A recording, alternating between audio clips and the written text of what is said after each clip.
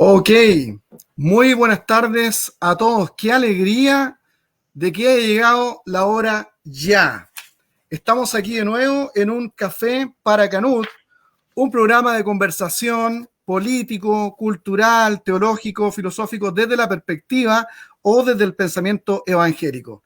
En un café para Canut, lo que hemos querido hacer es revivir la historia de este Juan Bautista Canut de Bonn, personaje jesuita que se convirtió hace un poco más de 100 años al Evangelio y que recorrió las calles de Chile para sembrar el Evangelio. Hombre tremendamente relevante, y hoy día los evangélicos de Chile en su tercera generación hemos entendido que es importante volver a hablar, estar en la arena política, en la arena cultural por todas las cosas que están aconteciendo.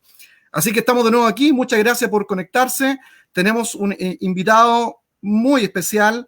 Este día está con nosotros el doctor César Vidal. Déjenme presentarlo de la siguiente manera. César Vidal es doctor en Historia, licenciado en Derecho de la Universidad Complutense de Madrid y doctor en la Universidad Alfonso X el Sabio, doctor en Teología y en Filosofía por la Logos University, español residente en los Estados Unidos, teólogo, novelista, escritor de aproximadamente 180 libros. A él se debe, por ejemplo, la primera versión de los Evangelios gnósticos de Nag Hammadi al español, la primera reconstrucción en español del hipotético documento Quelle, o la fuente Quelle, ¿no? Así que a aquellos que les gusta la teología alemana y el pensamiento liberal, aquí tenemos una persona que sabe bastante de eso, ¿no? Y lo que ha ocasionado la teología alemana en los seminarios evangélicos. La primera traducción al español de la historia de Egipto de Manetón, la primera traducción en español de numerosos documentos procedentes de los archivos de la extinta Unión Soviética, la primera traducción crítica interlineal del texto griego del Nuevo Testamento, así como traducciones de antologías del Talmud, los documentos del Mar Muerto y otros textos relacionados con la historia de las religiones. Ha traducido igualmente a diversos autores extranjeros como Alexander Solzhenitsyn. ¿Qué les parece? Ha ejercido la docencia, como no, en distintas universidades de Europa y América, con todo el conocimiento, los libros que ha escrito, y entiendo que algunos de sus libros se utilizan como libros de textos en la universidad. Muy vinculado a los medios de comunicación, radio y televisión, columnista de periódicos de papel y digitales con una serie de premios, que si lo digo aquí, no voy a poder hacer la entrevista. Sus páginas de Facebook y YouTube son visitadas a diario por varias decenas de miles de personas. Bienvenido, César Vidal. Qué gusto tenerte aquí en el espacio virtual chileno. Bienvenido y un abrazo. Bueno, es un placer estar en el espacio virtual, porque tengo que decir que me paso la mayor parte de mi vida en el espacio virtual. Se me va a poner cara de Matrix si seguimos en esta situación. Y por hacer simplemente una pequeña acotación a lo que comentabas, ahora mismo el programa de radio La Voz, que yo dirijo y que es un programa online, tiene más de 2 millones de descargas al mes solo en redes sociales, sin contar las descargas que tienen su página web, de modo que es maravilloso encontrarse en el espacio virtual, casi no nos podríamos encontrar en otro sitio. Qué increíble. Antes de comenzar con esta esperada entrevista por los pastores de la región del Biobío y por no pocos pastores también de otras regiones del país, quiero decir que Lluvia Agustín, tu agente literaria, ha sido muy simpática en ayudar a realizar esta entrevista. Me dijo que tus libros van a estar disponibles aquí en Chile desde el 10 de octubre, me refiero a este libro que todos están esperando, Un mundo que cambia, y ahora están disponibles precisamente en Busca Libre y en Amazon. Has tenido mucho éxito con este libro que está hablando exactamente de lo que está aconteciendo en el mundo, César, ¿no? Bueno, el libro es un libro que tuvo mucha aceptación. Por ejemplo, en el caso de España, yo estoy radicado en Estados Unidos hace 7 años, soy ciudadano americano ya, pero en el caso de España se agotó el libro en 2 horas. había desaparecido en 2 horas. El libro ya va por varias reimpresiones, yo he perdido la cuenta, supongo que Lluvia sí que lo sabe perfectamente, y es un libro que ha aparecido también en inglés, y tanto en inglés como en español en Amazon se colocó en los primeros puestos de las listas sobre globalización, sobre geopolítica, desde el primer día. Es un libro que sí está teniendo muy buena aceptación. Oye, César, ¿sabes tú? En tu biografía leí que el año 1977 fue que tuviste tu conversión a Cristo tras la lectura del Nuevo Testamento en la lengua griega original, y que tu descubrimiento del Jesús de las Escrituras y de la condición espiritual del hombre fue lo que te marcó definitivamente y te hiciste evangélico. Uno podría pensar, ¿por qué no te hiciste católico? ¿Qué pasó contigo? Bueno, yo había dejado la Iglesia Católica tiempo atrás y no vi razón ninguna para regresar, ¿no? Vamos a ver, ahí hay 2 aspectos que son muy importantes y que han marcado mi vida, más y menos, pero la han marcado mucho. El primero es mi cercanía a la lengua griega. Yo empecé a estudiar griego en el bachillerato, obtuve las calificaciones máximas y en un momento determinado decidí que no quería perder el griego. Era un adolescente, es decir, esto quiere decir que mi relación con el griego tiene casi medio siglo ya y ha sido siempre una relación muy bien avenida, ¿no? Que incluso ha tenido frutos como la publicación del Nuevo Testamento interlineal griego-español, ¿no? Pero yo me encuentro con algo muy interesante cuando llego a la universidad. Yo en aquel entonces era testigo de Jehová y me encuentro con el hecho de que mis compañeros me dicen, bueno, ¿y por qué crees que la Biblia es la palabra de Dios? ¿Y por qué no piensas que pueda ser el Corán o la Bhagavad Gita o algo parecido? Y en ese momento yo llego a la conclusión de que lo que muestra con más claridad que la Biblia es la palabra de Dios es que hay profecías cumplidas. Y como mis compañeros, obviamente, si yo les hablo de profecías cumplidas por Nabucodonosor o cosas así, se hubieran perdido, pero todavía algo les sonaba de la vida de Jesús, aunque solo fuera porque el catolicismo era omnipresente en España, dije, bueno, voy a ir guardando las profecías mesiánicas en fichas y esto yo me lo aprendo y se lo puedo mostrar. Y en paralelo iba leyendo el Nuevo Testamento en griego porque no quería perder el Nuevo Testamento en griego. Entonces sucedieron 2 cosas que se cruzaron. Una fue que empecé a encontrarme con que buena parte de las profecías mesiánicas apuntaban a que era Jehová mismo quien las iba a cumplir. Es decir, Juan el Bautista iba a aparecer en el desierto, pero precediendo a Jehová nuestro Dios. El Mesías, como Jehová iba a ser valorado en 30 monedas de plata. Jehová mismo iba a venir a Sion. Jehová mismo iba a ser traspasado, etc. Aquello no encajaba con la teología de los testigos de Jehová. Pero más grave se puso la cosa cuando de pronto yo llegaba a algún texto del Nuevo Testamento y yo decía, esto no es posible. O sea, este texto griego no puede decir lo que está diciendo. Iba a la versión de los testigos de Jehová y veía que la habían cambiado, o le habían quitado palabras, o le habían añadido palabras, o el versículo simplemente había desaparecido de la versión del Nuevo Mundo, que es como se llama la Biblia de los testigos de Jehová, y yo decidí marcharme. Y en ese momento yo no sabía dónde iba. Yo no conocía evangélicos, había coincidido una vez con un pastor pentecostal en una conversación, pero nada más, no, ni siquiera me había hablado del Evangelio. Y entonces yo me encerré en ese verano del 77 a leer la Biblia y no me fiaba ya de ninguna versión de la Biblia después de la experiencia de la de los testigos de Jehová y me convertí precisamente leyendo el Nuevo Testamento en griego y concretamente la carta a los romanos. Discúlpanme un segundo que no sé quién ha llamado, es lo bueno del espacio. Un segundo. Así son las cosas en vivo, mis queridos amigos. Yo aprovecho inmediatamente de decirles a ustedes que estamos conectados, hay un montón de gente que está conectada en vivo y estamos saliendo por mi fanpage que se llama Luciano Silva Mora. Así que por favor compartan, ayúdenme por favor para que muchas personas puedan tener la posibilidad de escuchar al doctor César Vidal. Es un personaje re importante que está hablando de cosas muy importantes en este tiempo. Agradecer a todos quienes están conectados acá. Estoy mirando un montón de gente. Nela Silva Mora, Cristian Urrutia, María Elena Enríquez, está Sandra Oñate, hola, Norma Carmen, Patricia Muñoz, Andrea Ruiz. Hay un montón de gente que se está conectando ahora. Así es que les pido que nos apoyen en esta conexión. Por ahí me está diciendo Carolina Gárate, que está invitada también a hacer una pregunta sobre educación sexual integral, que ya se pudo conectar. Hay un poco más de 200 personas conectadas en vivo.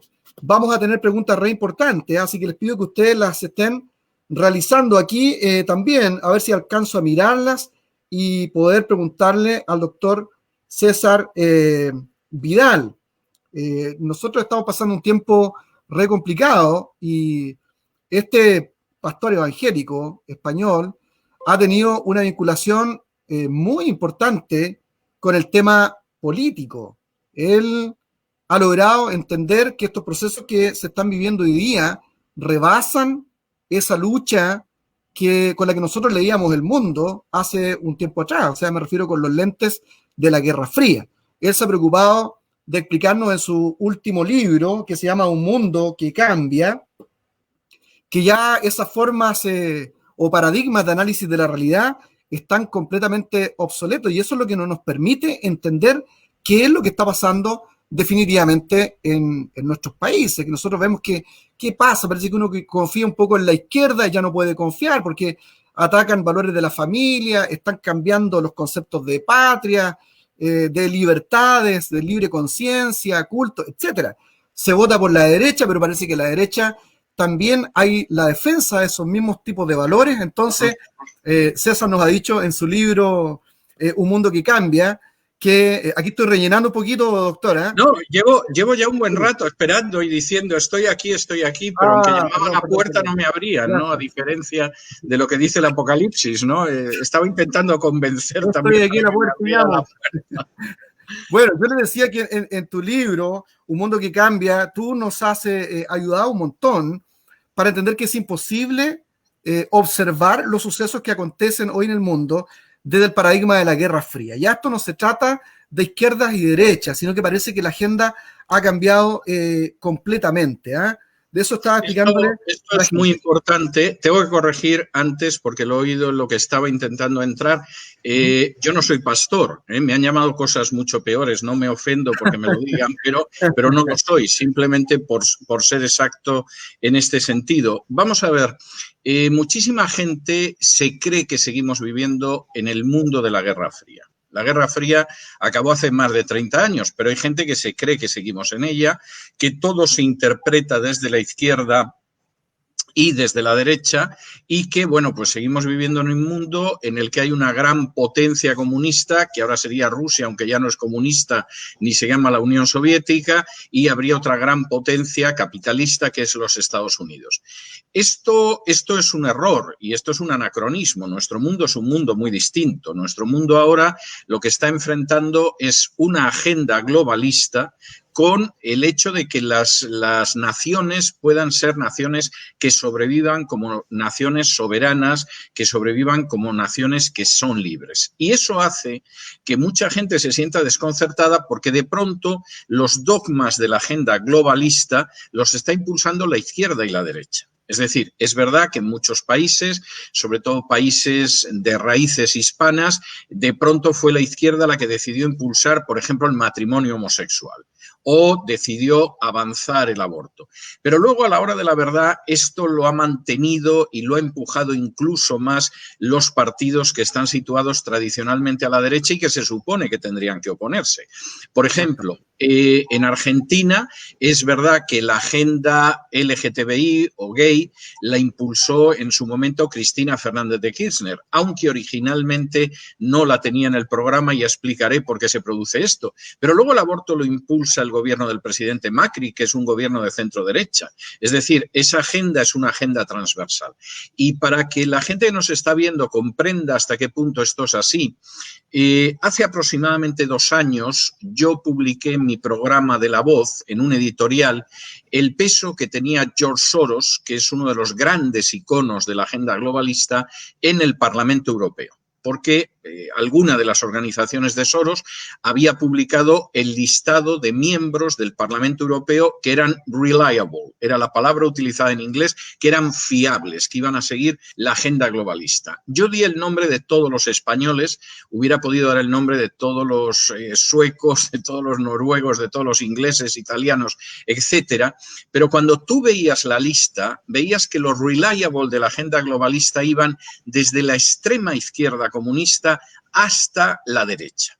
Y pasaban por todos los partidos intermedios. Es decir, ahí estaba luego el Partido Socialista, estaban partidos de centro-izquierda, de centro-derecha, llegaba a la derecha e incluso aparecían los independentistas catalanes y vascos. No había una sola fuerza política española de importancia que no tuviera gente a la que George Soros consideraba reliable.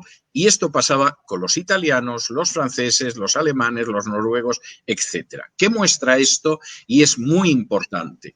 Pues esto muestra que en última instancia la agenda globalista es transversal y que cuando de pronto uno piensa que votando a los conservadores, por ejemplo, esa agenda globalista se detiene, puede que luego le toque llorar, porque es muy posible que esa gente apoye las leyes de género. Por ejemplo, volviendo al caso español, algunas de las leyes de género más agresivas, más encarnizadas, las ha aprobado el Partido Popular, que es un partido de centro-derecha. Es decir, es verdad que las empezó el Partido Socialista, es verdad que recibió el respaldo de los comunistas que quedan en España, pero luego el centro-derecha ha aprobado esas leyes de género, insisto, con más dureza, incluyendo a veces penas de prisión, y es un partido que supuestamente defendería el ala conservadora de la sociedad española. Y este es un fenómeno universal. O sea, esto no solo ha pasado en Argentina o en España, es un fenómeno absolutamente universal porque la agenda globalista es una agenda transversal que sabe que para triunfar necesita, bueno, quizá hoy apoyar a un partido socialista, pero mañana apoyar a un partido conservador o liberal, porque efectivamente el avance tiene que darse en todas direcciones e incluso cuando no existe la posibilidad de avanzar dentro de lo que sería las fuerzas parlamentarias, pues entonces decide avanzar a través de los tribunales de justicia, decide avanzar a través de los medios de comunicación, etcétera. Voy a poner un caso de Chile que me parece bastante significativo. Uno de los pilares de la agenda globalista es que vamos a acabar con la identidad de las culturas y de las naciones. Es decir, quizá Chile se va a llamar mañana Chile y Perú se llamará Perú y México, México, pero vamos a intentar que se produzca tal trastorno de lo que es su sociología que efectivamente eso al final, aunque tenga ese nombre, sea muy fácil convertirlo en un protectorado de fuerzas supranacionales. Como yo digo, a veces es como si tomaras un huevo en la mano, le hicieras un agujerito, dejaras que cayera la clara y la yema, sigues enseñando el huevo, pero aquello ya solo es una cáscara. Y dentro de esa política está una migración masiva en todas direcciones que haga que en un momento determinado ya Chile no sea Chile, Perú no sea Perú y, por supuesto, Italia, Holanda, España dejen de ser Italia, Holanda, España. Uno de esos instrumentos, no el único, pero uno de los instrumentos que en Europa es muy poderoso es la inmigración descontrolada. Cuando el presidente chileno decide que no ratifica el Tratado de Naciones Unidas que respalda la inmigración descontrolada, entre otras cosas porque Chile es un país con una población pequeña, se puede ver desbordado en poco tiempo, etcétera. En ese momento se forma en contra del presidente de Chile una coalición que va de la extrema izquierda a fuerzas que lo ayudaron a llegar a la presidencia. Es decir, está casi todo el mundo. Y la finalidad es realizar una reforma de la Constitución que arranque al presidente la posibilidad de ser él quien ratifica los tratados internacionales. Bien, en eso que es un embate apenas unos meses antes de los disturbios en los que se empuja a Chile y que no tienen nada que ver con la subida del precio de los transportes, aunque se diga eso, y que tiene gente poniendo dinero detrás, como las organizaciones de Soros, que llevan dando dinero a las organizaciones estudiantiles que quemaban mobiliario urbano en las calles de Chile. Bueno, en ese primer embate que se produce ya se ve claro que ahí hay todo un avance transversal de la agenda globalista. No es solo la izquierda chilena o un sector de la política chilena. Ahí la agenda globalista está avanzando prácticamente sobre las ruedas de todos los vehículos que existen políticos en Chile.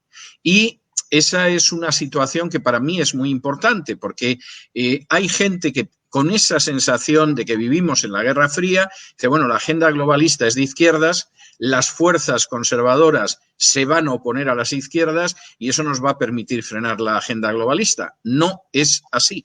Y hay que tener mucho cuidado con quién votas, porque te puedes encontrar con que acabas llevando con tu voto al poder a una fuerza que tú pensabas que iba a tener una visión moral natural y que de pronto decide que el aborto, el matrimonio homosexual, la adopción de niños por parejas homosexuales es perfecta y que la va a respaldar.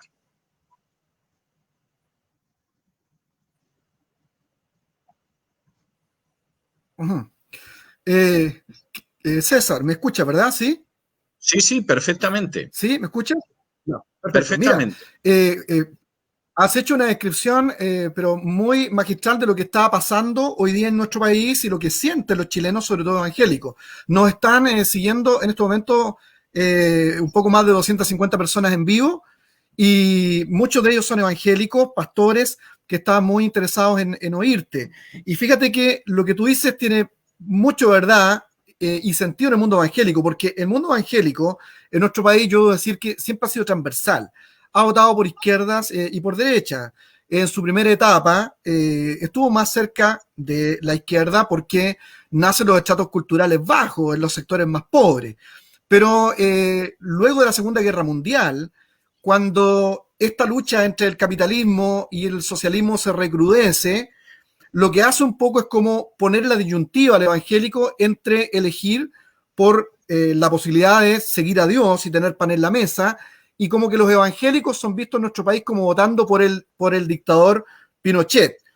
Lo que dicen nuestros cuadros ideológicos más bien que sucedió ahí es que ellos querían tener la libertad de predicar el evangelio y sí, veían conculcada la posibilidad de seguir predicando, pero a nosotros se nos tildó como de derechistas que apoyaron la dictadura militar. Eso no fue así. Se han hecho estudios sociológicos bastante buenos que prueban que, si bien es cierto, la mayoría de los pastores votaron por Allende, ellos mismos luego reconocieron que el país era insostenible con la cantidad de oleadas de violencia que habían, y sin estar de acuerdo con el golpe de Estado, reconocieron que era la única salida. Luego de eso... Luciano, ese es un panorama, con toda la diferencia que hay entre países y países, pero ese es un panorama muy parecido en toda Hispanoamérica. Es decir, inicialmente las iglesias evangélicas se han inclinado más hacia la izquierda porque la derecha era católica y porque además la idea de la libertad religiosa se ponía muy difícil. En un momento determinado se han encontrado con fuerzas de izquierdas que finalmente eran totalitarias en muchos casos y eso los ha llevado hacia un voto más conservador, pero el problema es que esa disyuntiva hoy en día ya no existe.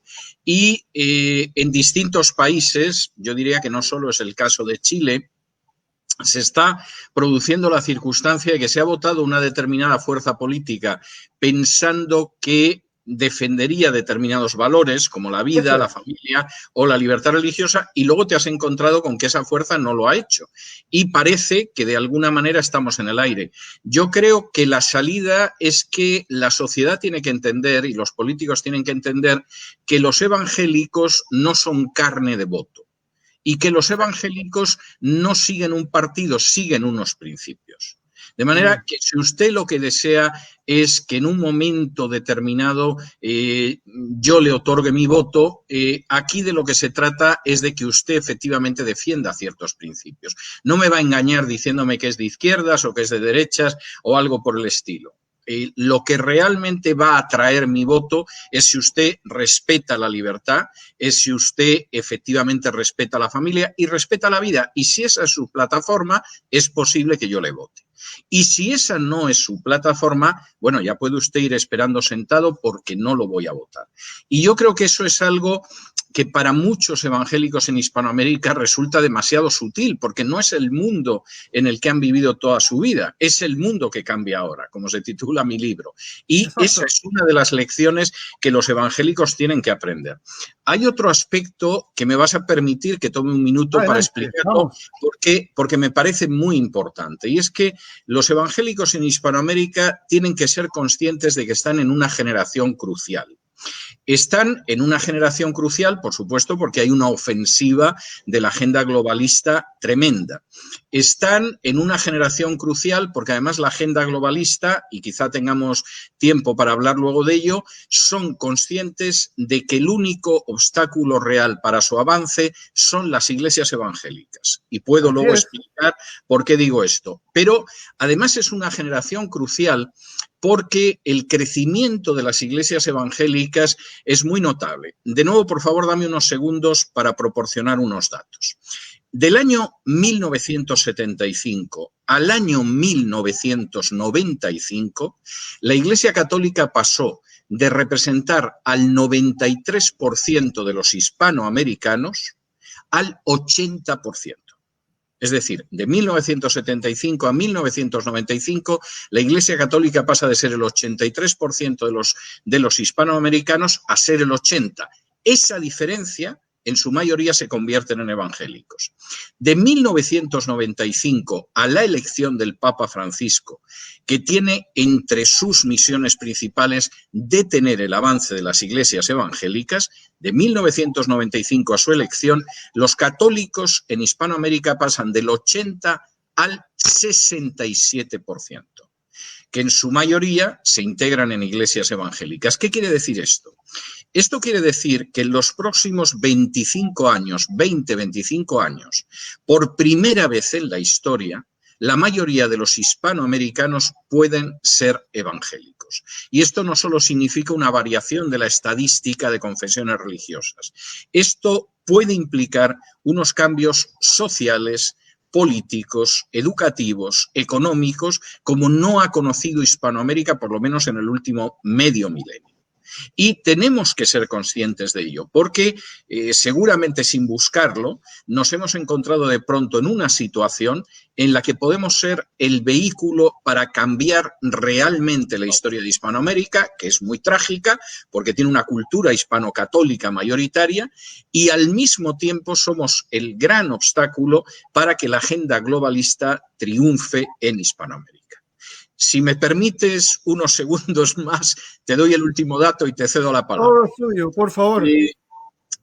A inicios del año pasado, a inicios del año 2019, se celebra en Bogotá, Colombia, una macro reunión, una super reunión de las organizaciones de lobbies gays o LGTBI, como quieras denominarla. Esta reunión, que tiene lugar en Bogotá, llega a 3 conclusiones unánimes. Me parecen muy importantes las 3. Primera conclusión: la agenda globalista y la ideología de género tendría que haber triunfado ya en toda Hispanoamérica y no lo ha hecho. Vamos con años de retraso. Y además, en algunas naciones da la sensación de que estamos frenados y no sabemos cuándo vamos a poder avanzar, pero vamos con años de retraso. Primera conclusión unánime.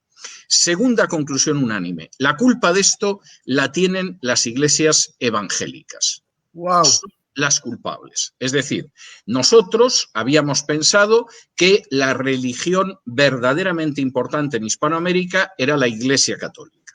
Y como la Iglesia Católica se mueve por intereses y como la Iglesia Católica tiene una estructura piramidal, tiene una estructura jerárquica de ejército, nosotros hubiéramos llegado a un acuerdo con la Iglesia Católica. Hubiéramos discutido el precio, pero sabemos que con la Iglesia Católica nos hubiéramos entendido. Y aunque hay católicos en la base que efectivamente son pro vida, son pro familia, son gente que está preocupada por lo que ve a su alrededor, Al final, en la Iglesia Católica, que es una estructura piramidal, el que está en la cúspide de la pirámide toca el silbato y todo el mundo va detrás, aunque no les guste, pero es así. Tercera conclusión unánime. Tenemos que infiltrar y destruir a los evangélicos. Y en la semana siguiente se aprueban partidas de miles de millones de dólares para intentar infiltrar el mundo evangélico, especialmente con ideología de género y con teología liberal, y al mismo tiempo para hacer un trabajo en los medios de comunicación que pueda dañar a los evangélicos. Bueno, tengo que decir que de todos los intentos, el que ha ido peor ha sido el trabajo mediático. Es decir, salieron algunos reportajes hablando de que si los evangélicos era la religión de la pistola y la Biblia, etcétera, pero eran tan ridículos que en términos generales fracasaron. Pero la idea de esa infiltración liberal, de esa infiltración de la ideología de género, sí ha ido avanzando bastante más de lo que hubiera sido de desear. Y, por favor, sigue preguntando y disculpa que me haya extendido tanto con esto. César, estoy muy contento de que tomes todo el tiempo que puedas para ayudarnos y de todas maneras siempre vas captando muy rápido hacia dónde tenemos que ir, así que gracias, César. Mira, yo te decía lo siguiente, tienes toda la razón, porque luego de la época del gobierno militar, la izquierda se dio cuenta de que la iglesia evangélica crecía, como dices tú. Sí. Y por la misma razón se acercó la izquierda al movimiento evangélico chileno después de los 90, la vuelta a la democracia, y se portaron muy bien. Fíjate que nos dieron la ONAR, la Oficina Nacional de Asuntos Religiosos, el 31 de octubre, Día Nacional de las Iglesias Evangélicas, se nos dio un feriado nacional único en América Latina y la ley de culto. Entonces estábamos re bien, pero inmediatamente que la izquierda se pone violenta con el movimiento evangélico y empieza a acorralarnos valóricamente, entonces la iglesia evangélica dice, no votamos más por la izquierda porque nosotros no somos de izquierda, buscamos el mejor contexto para la predicación del evangelio del reino. Y se votó por la derecha, como dices tú, pensando en que ellos serían guardianes de estos valores que son tan importantes para nosotros y que nos permiten iniciar el trabajo de los valores del cinturón para arriba, como yo digo, o sea, trabajar por el hambre, por la justicia, pero nosotros sabemos que no se puede trabajar por eso si tú no pones un mínimo de elementos valóricos que tienden a traer paz a las naciones. Entonces se vota por esta derecha, pero hoy día la iglesia evangélica está completamente molesta porque se dan cuenta de que esta derecha opera exactamente igual o muy parecido a la izquierda. Entonces tienes toda la razón. Y hoy, y aquí quiero llevarte a esto ahora, y hoy día la iglesia evangélica chilena es la que está llevando adelante este proceso de la votación por el rechazo a un cambio de constitución desde cero. Claro. Y nos dicen, ustedes lo están haciendo porque son pinochetistas, son herederos de la dictadura y nos están tratando de manchar la imagen, pero es cada vez menos la gente de derecha que hoy día aprueba, rechaza, están más por el apruebo, por iniciar un proceso constitucional desde cero. Entonces, hoy la Iglesia Evangélica Chilena es el único movimiento, la única institución que encarna una gesta heroica de la mantención de los valores de la civilización judeo-cristiana. Y yo me siento un poquito acorralado como todos los pastores. Te quedaste atascado, Luis. También contento, un caos de línea. Sí. Perdí, bueno, hoy día nosotros estamos ahí. Perdí como la última frase, pero creo que he captado perfectamente lo que decías.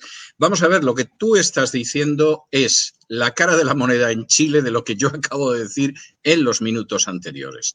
Y efectivamente es enormemente importante. Vamos a ver, la Constitución, vamos a ver, primero, visto desde fuera, cualquier persona con un mínimo de sensatez se da cuenta de que la subida del precio del transporte no puede provocar una reforma constitucional o una nueva constitución. Eso es un disparate, o sea, eso es un disparate, ¿no? Entonces, claro, todo eso obedece a un plan de ir ahormando a Chile dentro de esa agenda globalista que es absolutamente planetaria. Y entonces, por supuesto, aprovechamos cualquier tipo de excusa y convertimos a Chile en un país que va a tener una constitución donde determinadas libertades van a brillar absolutamente por su ausencia, donde tú vas a privar a los padres del derecho a la educación, donde los hijos no son de los padres, sino que son del Estado. como ya dice el gobierno español ahora, a calzón quitado, ¿no? En ese sentido, que los padres, los hijos no son de los padres, sino que son del Estado, etcétera, etcétera, etcétera, etcétera. Y vuelve a producirse esa idea de, bueno, claro, los únicos que nos damos cuenta de hacia dónde va todo, pues es aquellas personas que buscan una luz que vaya más allá de los medios de comunicación, de los partidos políticos, de los sindicatos, etcétera. Esto es, me parece obvio. Y claro que esto se intenta satanizar desde el otro lado. Bueno, es que ustedes son fascistas, en el caso de Chile, pinochetistas, que es lo más fácil. En el caso de España dirían que franquistas, cuando Franco, vamos, la libertad religiosa era algo que podías imaginar, pero no podías ver porque no existía ni de lejos. Y en cualquiera de los casos, esta es la idea que hay. Hay que mantenerse frente a esa situación y hay que mantenerse frente a esa situación porque yo diría que hay varios aspectos que los evangélicos tienen que tener claro en medio de un desafío como ese y uno de los primeros aspectos es que tenemos que ser fieles a aquello que somos. Cuando Jesús define en el primero de los evangelios quiénes son sus discípulos, los califica como sal y como luz. Y no deja de ser interesante que la sal, más allá de un condimento, de un elemento para cocinar, la sal fundamentalmente lo que era en un elemento de preservación para evitar la corrupción, para evitar la putrefacción, para evitar que algo se echara a perder. Y cuando en un momento determinado, pues por ejemplo, los españoles llegaron a la costa de América, y no voy a entrar en si eso fue positivo o negativo, lo cierto es que pudieron llegar porque la comida se conservaba en sal y no se había corrompido. Y cuando Jesús está diciendo, vosotros sois la sal de la tierra, la idea es, bueno, este mundo en el que vivimos se va a corromper, se va a pudrir, se va a echar a perder si vosotros no actuáis como ese elemento de preservación. Frente a eso, la tentación histórica es que la sal se queda en el salero. O sea, nos quedamos en el salero, estamos más contentos entre nosotros, no salimos a cumplir con nuestra misión de sal y ganamos además la paz social. Pero es curioso que Jesús dice que en el momento en el que la sal no cumple con esa función, es tirada al suelo y pisoteada. Yo he visto eso en España. Cuando en el año 2006 el presidente Rodríguez Zapatero impulsó el matrimonio homosexual e impulsó la ideología de género, la mayoría de las iglesias consideraron que lo prudente era quedarse dentro del salero. Es decir, no nos vamos a buscar problemas, si dos homosexuales se quieren casar, que se casen, esa no es la cuestión, etc. Bien, cuando eso sucedió, la situación de aquellos que nos alzamos frente a la ideología de género fue tan excepcional que el día que el Congreso vota la aprobación del matrimonio homosexual, se traen a un evangélico y ese evangélico desde la tribuna del Congreso dice literalmente: estoy aquí para que sepan ustedes que no todos los evangélicos somos como César Vidal. Bueno, gracias a Dios no todos los evangélicos españoles son como César Vidal, pero en esa cuestión en concreto seguramente no hubiera sido mala opción. Bueno, la mayoría quedaron contentos y pensaron, hemos ganado la paz social y no hay problema. A la vuelta de muy pocos años salió la segunda oleada de leyes de género. Y entonces ya no es que los homosexuales se casaran, que se educara a los niños, que se adoptara a niños por parte de parejas homosexuales, sino que se aprobaron las leyes contra la discriminación por razón de género, que fundamentalmente son leyes que dicen o te arrodillas ante la ideología de género o te quebramos. ¿Esto qué significaba? Pues que esas leyes contra la discriminación implican que tú puedes llegar a tu iglesia el domingo y se te acerca el director del coro y te dice, mire pastor, desde esta semana, durante el culto, cuando no estoy en el coro, me voy a sentar al lado de Antonio, que es mi novio, y espero que nos case usted dentro de unos meses en la iglesia. ¿Qué tal? Y si tú no lo aceptas, puedes acabar en la cárcel y te pueden cerrar la iglesia. O de pronto la secretaria del pastor llega y dice, mire, pastor, que he venido, que sepa usted que a partir del domingo voy a venir con Estrella al culto porque queremos que nos case usted dentro de unos meses si el Señor confirma nuestra relación. Y si tú no las casas, te puede caer encima las leyes contra la discriminación por razón de género. Y ahí muchos pastores en España ya efectivamente se han asustado. Pero si la reacción se hubiera producido años antes, no habrían llegado a esas leyes. Por cierto, en España algunas de las más agresivas, impulsadas por el Partido Popular, que es un partido de derechas. No es un partido de izquierdas, ni socialista, ni marxista. Es un partido de derechas clásico. De manera que yo creo que esto es algo que hay que tener en cuenta. Es decir, miren, nosotros defendemos valores, no partidos, no personas, no ideologías. Y defendemos además unos valores que son valores que nacen de lo que nosotros creemos. Si usted efectivamente intenta defender eso, pues es posible que le otorguemos el voto, pero si usted va en contra de eso, miren, no pierda el tiempo intentando convencernos, porque no vamos a ir en contra de una serie de valores que nacen de las propias escrituras.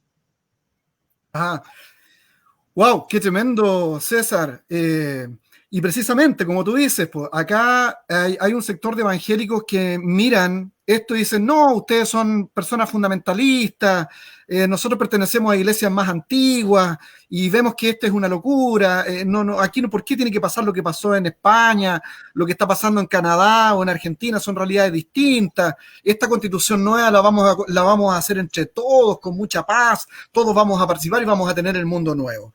Bueno, no sé.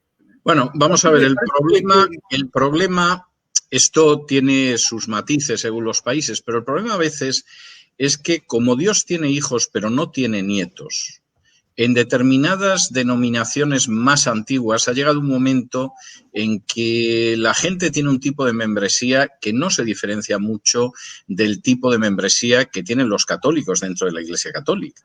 Y han ido asumiendo valores que no son valores cristianos, sino que son los valores de la sociedad que los rodea. Vamos a ver, uno de los problemas, yo diría escandalosos, que hay en España, es que la Federación de Entidades Religiosas Evangélicas de España, FEREDE, tiene en su seno denominaciones que casan parejas homosexuales. De manera bien reveladora, estas denominaciones son de las más antiguas de España. Es decir, ese proceso en el que Dios no tiene hijos, o sea, tiene hijos pero que no tienes nietos, bueno, pues ya los bisnietos andan muy lejos de los hijos de Dios que había en esas iglesias generaciones atrás. Y efectivamente, por supuesto, no solo es que casan a parejas homosexuales, es que te organizan seminarios para explicarte por qué la homosexualidad en absoluto es rechazada en la Biblia, o te organizan dentro de determinadas facultades de teología conferencias para mostrarte que los cristianos no han entendido el Nuevo Testamento durante 2 milenios. Menos mal que han aparecido ellos y ellos sí que lo entienden.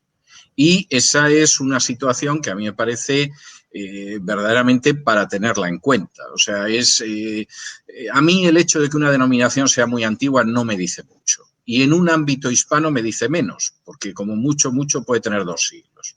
Y en cualquiera de los casos, lo que diga una denominación, una confesión, una misión, una organización paraeclesial, para mí tiene un valor muy relativo. Porque el valor real para mí está en la enseñanza de Dios que aparece en las Escrituras.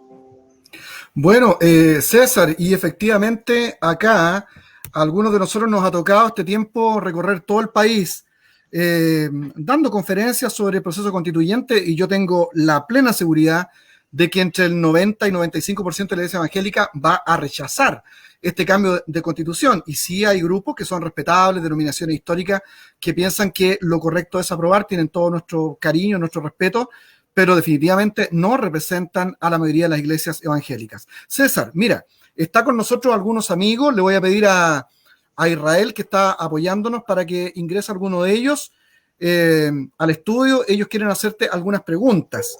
¿Cómo no, Luciano? Pero permite que felicite a los evangélicos chilenos, porque si entre el 90 y el 95% de los evangélicos chilenos van a rechazar esto, es que espiritualmente están muy por delante de los evangélicos de otras naciones hermanas, que por pudor y por elegancia no voy a mencionar por nombre, pero que efectivamente no llegan a tener una visión tan clara como la vuestra. Permitidme de verdad que me congratule por ello. Sí, por supuesto. Bueno, está por ahí, creo, Carolina Gárate para conectarse. A ver si nos ayudas, Israel, por favor. A ver, a ver. O a Gustavo, tengo algunos amigos, creo que nos están ayudando para poder conectarlos. Ellos son personas que han estado trabajando muy ligados al mundo evangélico, dando conferencias, tratando de ayudarnos a entender también. Por aquí está Gustavo Torres. Gustavo es un profesional que ha estado muy presente en el mundo político evangélico. Fue miembro de la Oficina Nacional de Asuntos Religiosos y ha recorrido el país también dando conferencias. Uno de los líderes del movimiento Águilas de Jesús, que ha estado justamente defendiendo los valores de la familia. Hola, Gustavo. Tienes aquí tu tiempo para hacerle la pregunta al doctor César Vidal. Buenas tardes, muchas gracias, Luciano. Buenas tardes, profesor Vidal. He estado atento, escuchando bastante de su conferencia, plasmando un poco lo que es la realidad por allá global. Hizo un análisis, lo tengo marcado acá, hizo un análisis global, manifestó una agenda global. Lo preocupante que manifestó de todo lo que dijo es que esta agenda global no hay un contrapeso político que pueda defender un poco, por lo que acaba de mencionar, que tanto de derecha, de izquierda y transversalmente políticamente este tema se ha sacado adelante. Tuve la oportunidad de estar en el Congreso Nacional de nuestro país cuando se debatió el proyecto de aborto en 3 causales. Gracias a Dios, la Constitución de nuestro país defiende o el derecho del niño que está por nacer, y lograron sacar adelante el proyecto de aborto en 3 causales. Y era interesante ver todos los argumentos que se vertían y lamentablemente se referían a España. El modelo que estaba ocupando mucho Chile era como en España, decían, en España sucede esto, en España sucede esto otro, en España sea así. Ahora usted me dice que hasta la derecha española ha sucumbido frente a todo este tema. Mi pregunta es la siguiente. Más allá de la reflexión o autocrítica que la Iglesia tiene que hacerse, muy bien lo ha manifestado Luciano, la Iglesia chilena está reaccionando bastante bien a todo este proceso, está buscando su propio autotentarse algunas vertientes por ahí que estén defendiendo. Pero ¿cuál es la estrategia de la Iglesia europea? Tuve la oportunidad de estar en Colombia, en Comibán, donde había más de 1000 misioneros y había muchos conferencistas de Europa y de España también, y de Portugal. Uno de ellos manifiesta que en Portugal había 1500 iglesias y que en Portugal ya se han cerrado más de 600 iglesias, es decir, Europa va en un retroceso. Pero ¿cuál es la estrategia no política, sino la estrategia que la Iglesia está implementando para hacerse respetar, para hacerse valer, para hacer despertar o respetar su libertad religiosa? Porque malamente los chilenos estamos copiando muchos ejemplos de los que vienen de Europa. Ese por un lado. Y de qué forma se está organizando la Iglesia, tanto en España como en Europa, porque vi que hizo una pincelada a nivel global por allá lo que ocurre. ¿De qué manera se está organizando para influir la Iglesia evangélica allá en Europa? ¿Cómo se organiza? Vamos a ver, el primer consejo que yo tendría que darles es no hagan como los políticos chilenos y no sigan el ejemplo de España, porque como sigan el ejemplo de España están ustedes perdidos.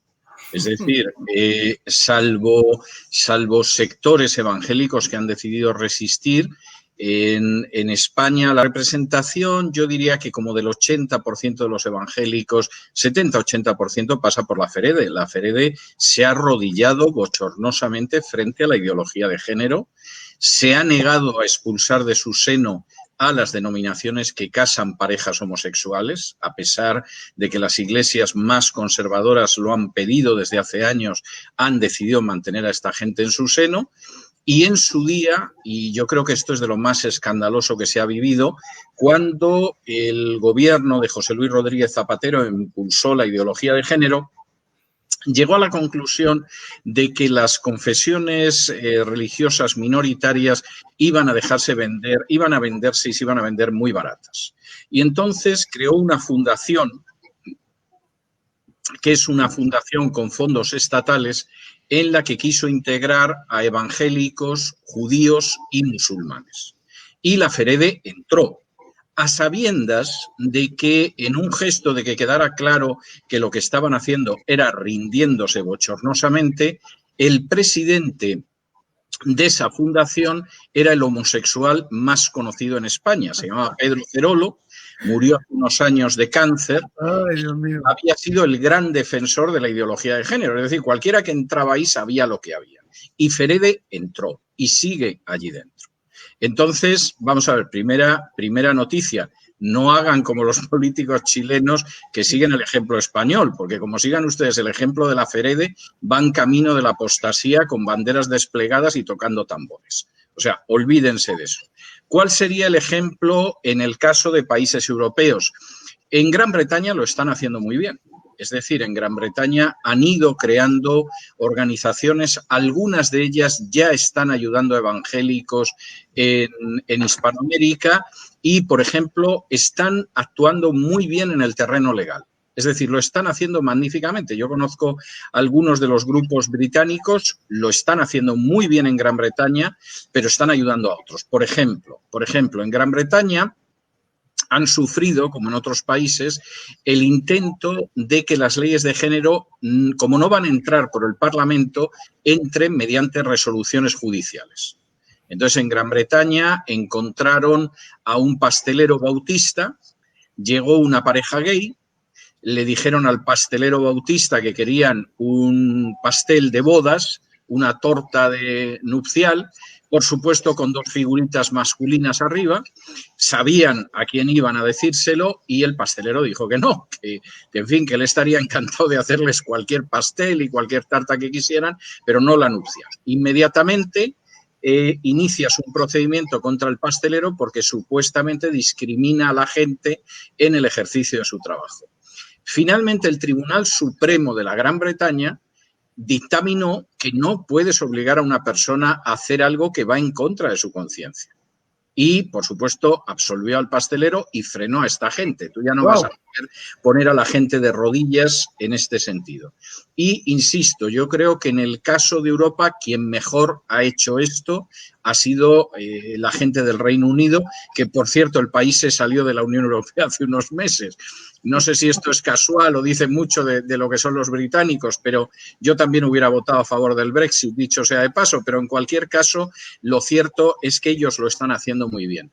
Y luego hay países en que la situación es una situación relativamente complicada. Ha habido algún pastor en Escandinavia que lo han querido llevar a los tribunales porque predicaba sobre la carta a los romanos, donde Pablo señala que una de las manifestaciones del deterioro moral de los gentiles pues es que las mujeres arden entre sí y los hombres también en contra del uso natural, etcétera, etcétera. Y hubo algún pastor que se encontró con que lo sentaban en los tribunales, pero salió con bien de esta historia. O sea, yo sinceramente no creo que el modelo sea el modelo europeo y el último el español. O sea, y no se me puede considerar sospechoso porque he pasado más de medio siglo de mi vida viviendo en España, pero conozco muy bien lo que es aquello, me ha tocado combatirlo y sé lo que hay. Y sé el daño inmenso que han hecho los políticos españoles a naciones de Hispanoamérica. Yo he llegado a República Dominicana. En un momento determinado he contribuido a que se frenara media docena de leyes de ideología de género y los políticos me decían que las leyes que estaban intentando pasar en el Congreso Dominicano eran una copia exacta de las leyes españolas. O sea, no se habían molestado en inspirarse, las habían copiado directamente y se acabó. O sea, esa es la historia, ¿no? De modo que esa es la cuestión. Ahora, si ustedes quieren trabajar con Chile, por entrar en terrenos prácticos y no en paralelos muy tristes, al menos para mí. Hay varias áreas en las que tienen que trabajar. Tienen que trabajar primero en un área mediática, es decir, tienen que poder intentar explicar primero a la gente de las iglesias, pero luego a la gente de fuera de las iglesias que esto no lo hacen porque añoran mucho ustedes a don Augusto, sino que esto tiene que ver con una serie de valores bíblicos. Primera cuestión. Segundo, van a tener ustedes que formar un equipo, no necesariamente tienen que ser muchas personas, a lo mejor son una o dos, pero sí un equipo de carácter jurídico. Es decir, un equipo de abogados, insisto, a lo mejor inicialmente van a ser 1, 2, 3 como mucho, pero abogados que cada vez que se produzca un ataque contra las iglesias o contra un creyente evangélico, pueda responder en los tribunales contra esa agresión. Eso es enormemente importante, porque si en Chile no consiguen avanzar la ideología de género a través del Congreso, van a intentar avanzarla por los tribunales. De tal manera que al final los tribunales sean los que legislen, cuando un tribunal, por definición, no puede legislar, pero ellos lo están haciendo de esta manera. Necesitan ustedes un equipo jurídico. Tercero, y esto es enormemente importante, necesitan mantener vías de conversación, no me atrevo a decir ni de colaboración ni de diálogo, por si esto se entiende mal, pero sí de conversación con los poderes políticos y vías que dejen muy claro el mensaje al que me he referido hasta ahora. Es decir, no pretenda uncirnos a su partido, a su candidato, a su ideología. Nosotros no somos personas de partido, de candidato o de ideología. Somos personas de principios. Y si en un momento determinado su candidato al Congreso, su candidato a la alcaldía, su candidato a la presidencia está pensando en obtener nuestros votos, nosotros tenemos una serie de condiciones. Y esas condiciones son la defensa de la libertad, la defensa de la familia, la defensa de la vida, etc. Y es un mínimo programa, pero no va a tener nuestro voto si usted no defiende ese mínimo programa. Esto es enormemente importante porque no en todos, pero en la mayoría de los países de Hispanoamérica, la diferencia entre el candidato que ha perdido las elecciones últimas y el que las ha ganado, por regla general, es inferior al porcentaje de evangélicos del país. Lo cual convierte a los evangélicos en una fuerza decisiva si ellos lo saben. Si ellos lo ignoran, evidentemente los otros no les van a abrir esa puerta, odian abrir esa puerta. Pero si efectivamente la idea es clara, pues evidentemente va a haber candidatos que se lo van a pensar. Porque, y esto me parece muy importante, los políticos, por regla general, lo que quieren es llegar al poder y si han llegado, mantenerse. O sea, las cuestiones ideológicas, el bien del pueblo, el beneficio común, etcétera, son cosas muy lejanas para la mayoría de los políticos. Y esto significa que efectivamente el pueblo evangélico puede ser muy decisivo en términos de lo que va a ser la política de ese país. Insisto, porque no somos tan ingenuos como para decir, mire, cuente con que su partido lo vamos a apoyar. No. Díganos cuál es su plataforma y según su plataforma ya le decimos que se olvide de nosotros o según su plataforma tiene usted que incluir esto y esto y podríamos efectivamente darle el voto. No porque estemos subordinados a usted, a su partido o a su ideología, sino porque defendemos por encima de todo unos principios, no unos intereses.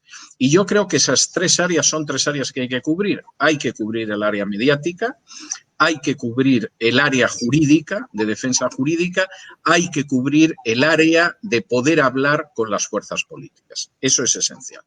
Permítame solo un pequeño matiz en cuanto a la cuestión mediática, porque la hegemonía, la fuerza que tiene la agenda globalista en términos mediáticos es impresionante. O sea, eso es una flota tremenda y nosotros somos media docena de barcas de pescadores. O sea, esa es la impresión. Pero, gracias a Dios, vivimos en una época en que existen redes sociales y en que la gente cada vez cree menos en los medios de comunicación convencionales. Yo comentaba al principio, cuando me estaba presentando Luciano, que mi programa de radio tiene más de 2 millones de descargas en redes sociales, aparte de la gente que luego va a la página web y lo oye, que esos son centenares de miles. ¿A qué se debe eso? Bueno, no a que tuviéramos un céntimo. Empezamos el programa sin un solo céntimo. No admitimos publicidad dentro de nuestro programa. No pedimos dinero jamás dentro del programa. Y decidimos en un momento determinado que nos lanzábamos por fe, porque es que no había otra salida en el mundo hispano. De hecho, cuando nosotros hemos comenzado esta semana la 7ª temporada, pero cuando empezamos 6 temporadas atrás, la mayoría era gente de España. En estos momentos, ya el 60% son hispanoparlantes que no están en España. El primer país que tenemos de audiencia es Estados Unidos, el segundo es México. Y luego es toda Hispanoamérica. Y luego, además de eso, tenemos oyentes en Vietnam, hasta en Corea del Norte, en el resto de Europa, en Oriente Medio, etcétera, etcétera. Entonces, nosotros nos lanzamos por fe y tenemos que aprender a lanzarnos por fe. En muchos casos hemos ido adquiriendo la idea de que primero tenemos que reunir un presupuesto y luego nos ponemos a lanzarnos. No. Las redes sociales en general son gratis o son de muy poco costo. Vamos a aprovecharlas y si realmente es la obra del Señor, el Señor va a proveer y esa es nuestra experiencia. Hemos empezado la 7ª temporada con un canal que incluye televisión, que es por suscripción y que tiene contenidos exclusivos. Si esto me lo llegan a mí a decir hace 6 años, pienso que la persona que tengo delante es alguien que está fumando lo que no debe. Es decir, era algo absolutamente increíble. Imposible. Pero lo hemos ido viendo. Y incluso yo he tenido la experiencia de que en algún momento, hablando con algún pastor muy importante aquí en Estados Unidos, que me invitó a almorzar, etcétera, de pronto, y estaba muy interesado en cómo podíamos mantener aquello sin dinero, sin fondos, etcétera. En un momento determinado, la esposa dice, a mí lo que más me sorprende es que los oigo todos los días y nunca les he oído pedir dinero. Entonces, es posible. Es decir, la gente de mi equipo es muy buena, pero no somos superhombres, ni somos arcángeles, ni cosa parecida, ¿eh?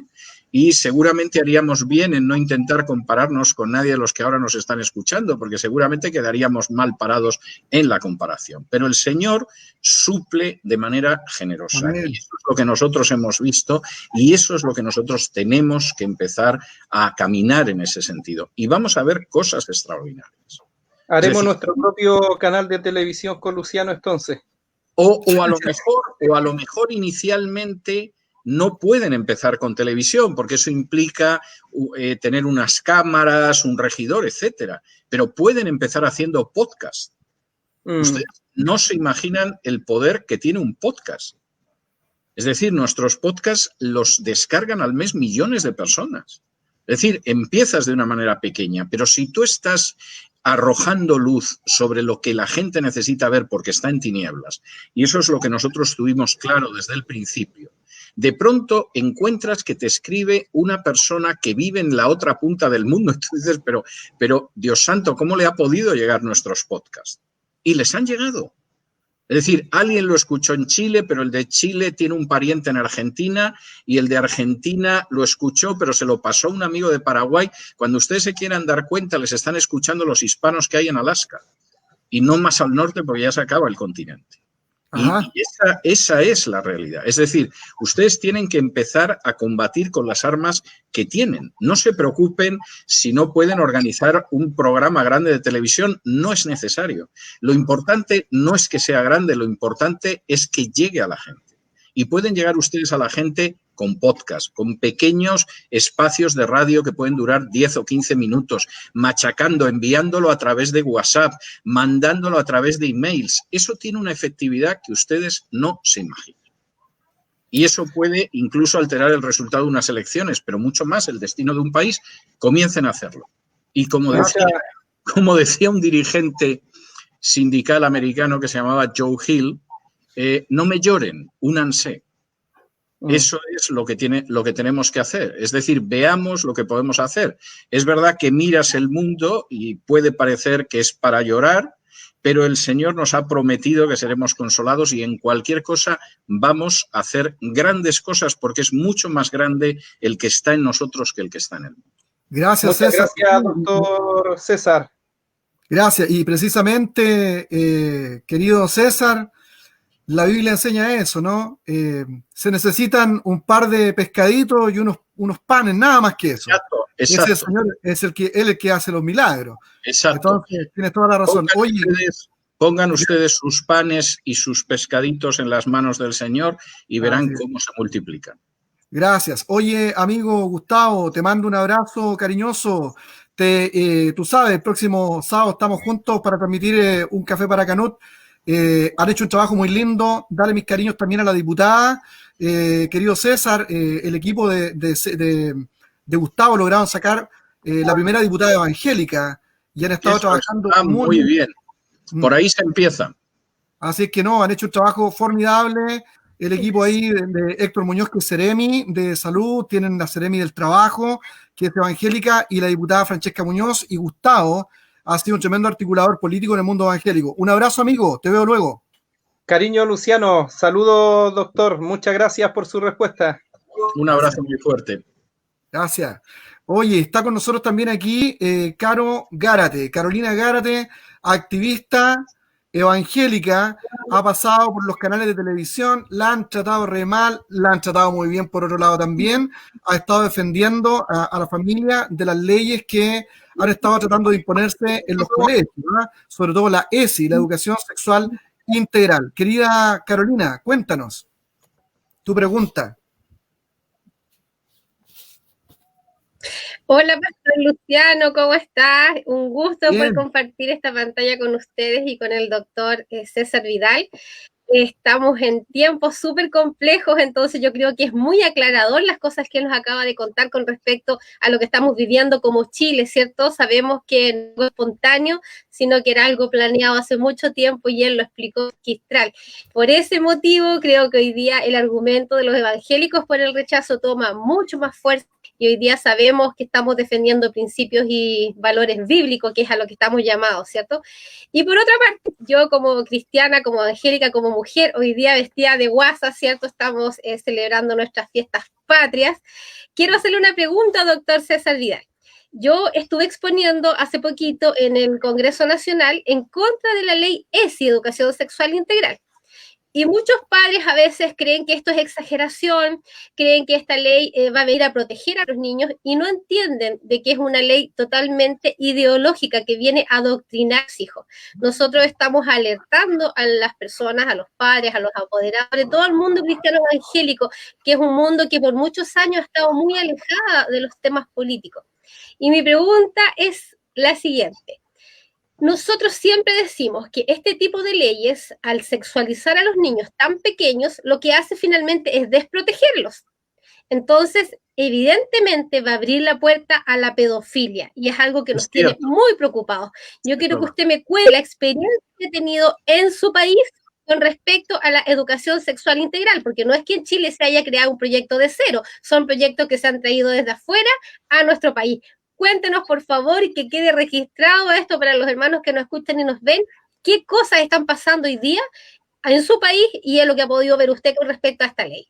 Bueno, vamos a ver, yo creo que el análisis que hace usted es totalmente exacto y correcto y parte, yo diría que de uno de los aspectos más perversos de la agenda globalista, que es la manipulación del lenguaje. Esto es algo diabólico, es decir, cualquier cristiano que ha leído las primeras páginas de la Biblia del Génesis sabe que el propio diablo se impone sobre Eva manipulando el lenguaje. Es decir, la manera en que tú acabas imponiéndote sobre los seres humanos es manipulando el lenguaje, haciendo que se entienda algo distinto y empujando lo que tú escondes detrás de eso. ¿Qué pasa en el caso de la ideología de género? Que todo el lenguaje está manipulado. Por ejemplo, decir aborto suena mal. Hay mucha gente que efectivamente es contraria al aborto, de modo que al aborto lo que lo llamamos es salud sexual y reproductiva de la mujer. Y claro, ¿quién puede estar en contra de la salud sexual y reproductiva de la mujer? O, por ejemplo, si nos encontramos con que queremos aprobar leyes de eutanasia, como en el caso de España, los llamamos leyes de transición hacia el momento de la muerte. lo cual suena relativamente bien, pero no deja de ser una ley genocida que pretende exterminar a ancianos, enfermos crónicos, etcétera, etcétera. Y, por supuesto, si queremos deformar las mentes y los corazones de los niños, pues a eso lo denominamos educación sexual integral, etcétera, etcétera. ¿En qué se ha traducido eso en el caso español? Que es algo que se impulsó desde el año 2006 y que además en España intentaron hacerlo de una manera más oculta, porque lo incluyeron dentro de una ley que se llamaba Educación para la Ciudadanía. Y claro, si por educación para la ciudadanía quieres decir la Constitución, las leyes, las declaraciones de derechos humanos, etcétera, es perfecto, pero la idea era meter la ideología de género en vena. En el caso de los niños, eso empezaba a los 3 años. Es decir, cuando un niño ya tiene bastante con resolver el problema dificilísimo de atarse los cordones de los zapatos, o en muchos casos de controlar esfínteres, tú te dedicabas a mostrarle lo maravillosa que era la homosexualidad. Este tipo de educación en muchos casos es un desafío simplemente al sentido común. Por ejemplo, los libros de España, para mostrarte que la homosexualidad es fantástica, que por supuesto cambiar de sexo es ideal, etcétera, etcétera, se suele utilizar 2 ejemplos del mundo animal, porque después de buscar entre los miles de especies que hay en este planeta, no encontraban otras, que son el caballito de mar y el caracol.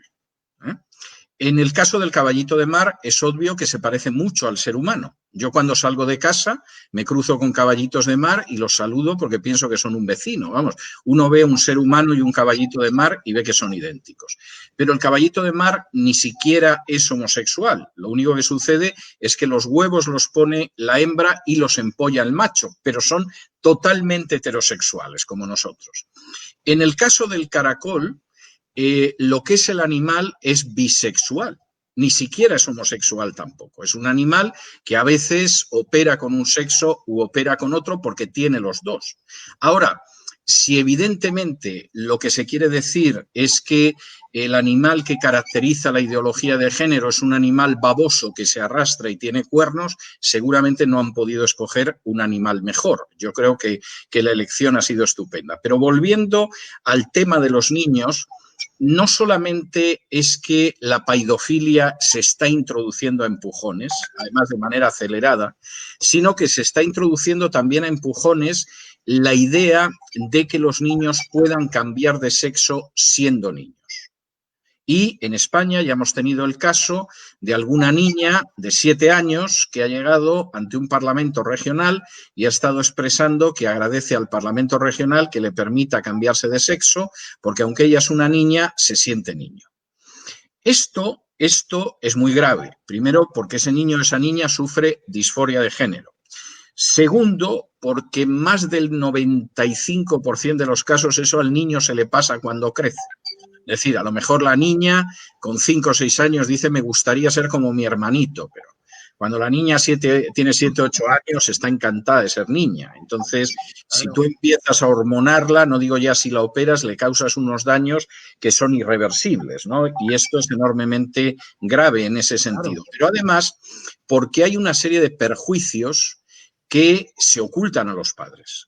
Por ejemplo, que un transgénero tiene 8 veces más posibilidades de suicidarse que una persona que no es transgénero, pero esto no se lo dices a los padres.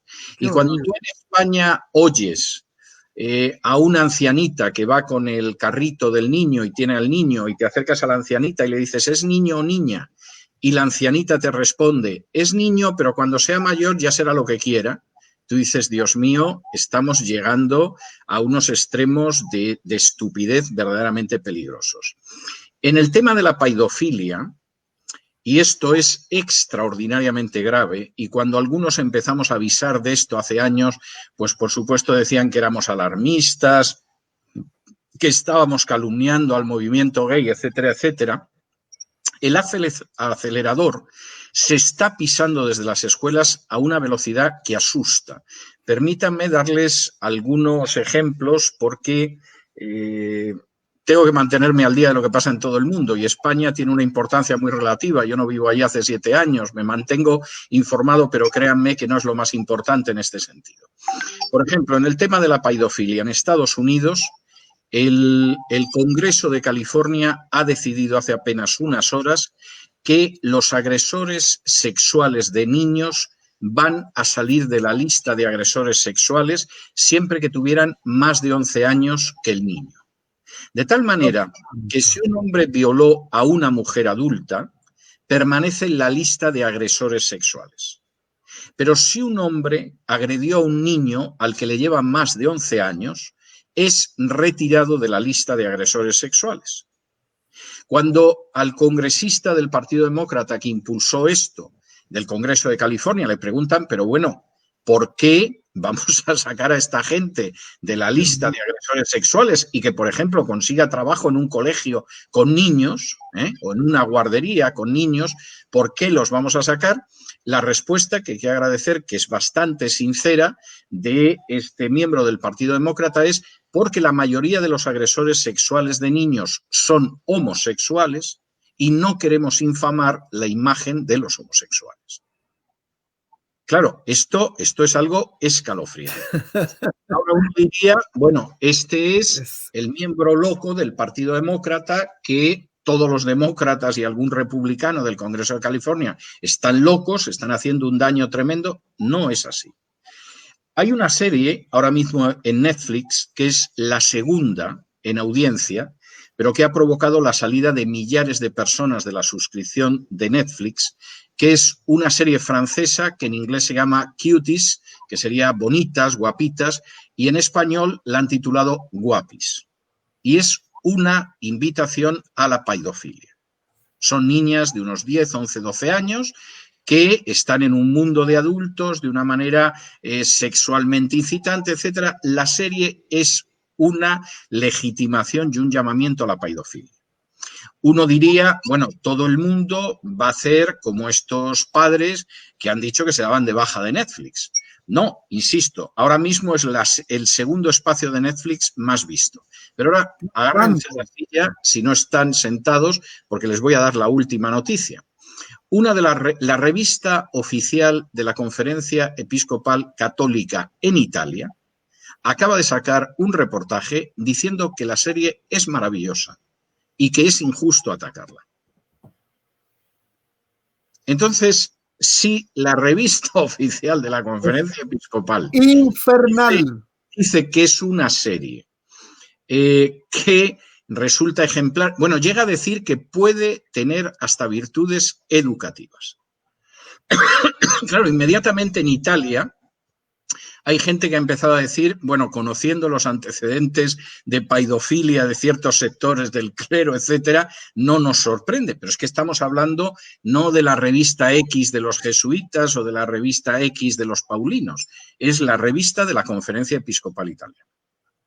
De manera que están ustedes en una situación muy delicada y celebro que hable usted del tema de la educación sexual porque todo lo que piensa usted es absolutamente correcto.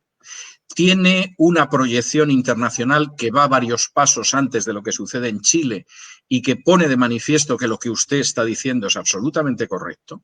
Y seguramente se van a llevar sorpresas de ver quién va a acabar apoyando esa ley. César, qué impresionante la cantidad de cosas que nos estás compartiendo. Estamos en este momento con una cantidad que llegamos casi a los 400 personas en vivo, y ahí te veo sufriendo ya de la voz. Nos quedan un par de preguntas más. No es un problema de la voz, es que ha empezado alguien arregló el aire acondicionado en mi casa y cada cierto tiempo de pronto el aire empieza a subir. Y entonces cuando empieza a subir a mí me falta el aire, como es lógico en el clima en el que vivo, y encima se me está acabando el agua. Entonces se estaba juntando todo, pero no es un problema de que me falte la voz, me está faltando el aire. César, lo que pasa es que yo quiero saber que no estoy abusando de tu tiempo. No, en absoluto, no estás abusando en absoluto. Oye, querido César, gracias al Señor por aclararnos tanto. Como te digo, estamos cerca de las 400 personas en vivo. Se siguen sumando gente, hay comentarios, pero extraordinarios. muchos de ellos son pastores. Yo les pido que me disculpen, pastores, porque no alcanzo a hacer todas las preguntas que ustedes me están haciendo, pero sí decirle a César que los pastores evangélicos están muy, pero muy agradecidos de que tú hayas accedido a venir a un café para Canut, querido César. Y aquí tenemos con nosotros a un pastor. Él es el pastor Luis Reyes Acevedo, director del Centro de Reflexión Teológica del Sur, que es un seminario de la región del Biobío, que es bastante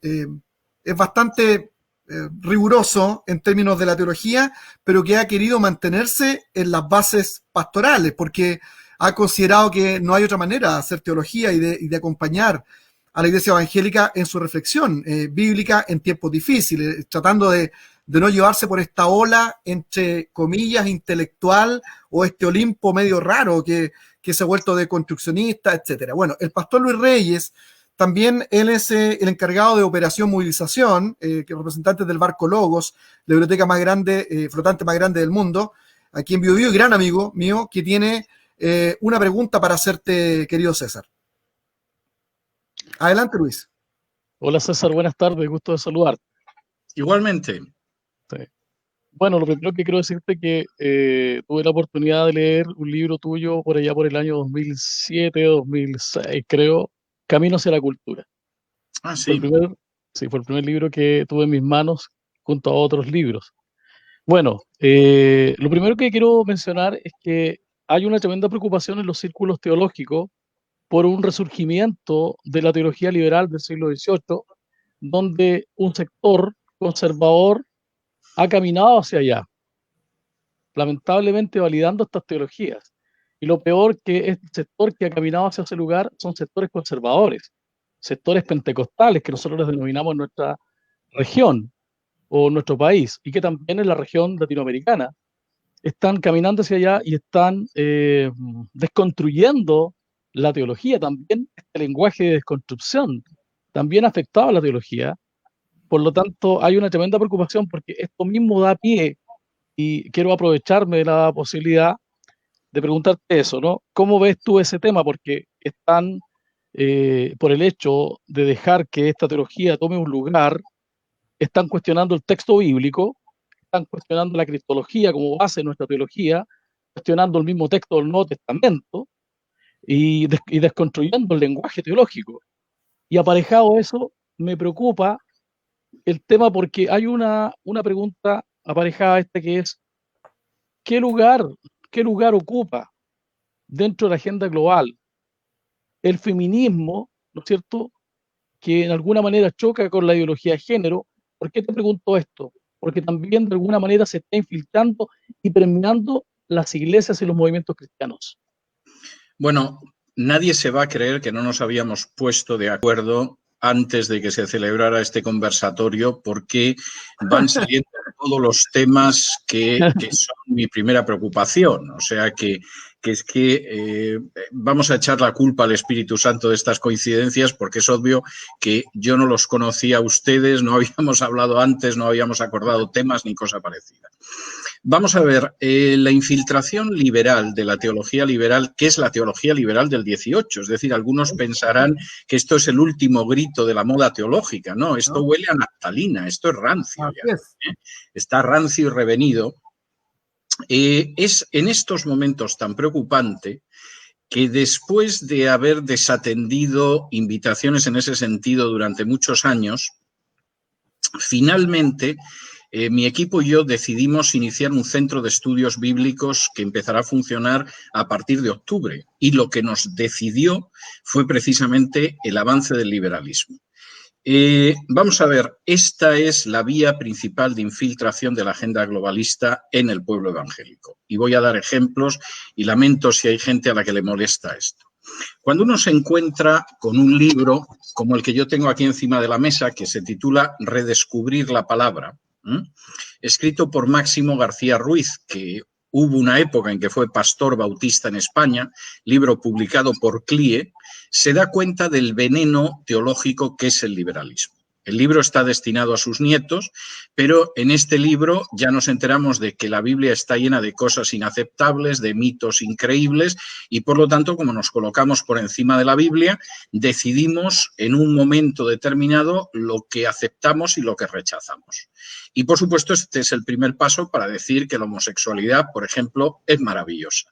Porque en última instancia, de un libro que es todo mito y que tiene enseñanzas increíbles y que además es inverosímil, pues hombre, ¿cómo va a marcar nuestra vida? De modo que este es el primer paso. En otros casos, la cosa es peor. Ese era un libro publicado por la editorial CLIE.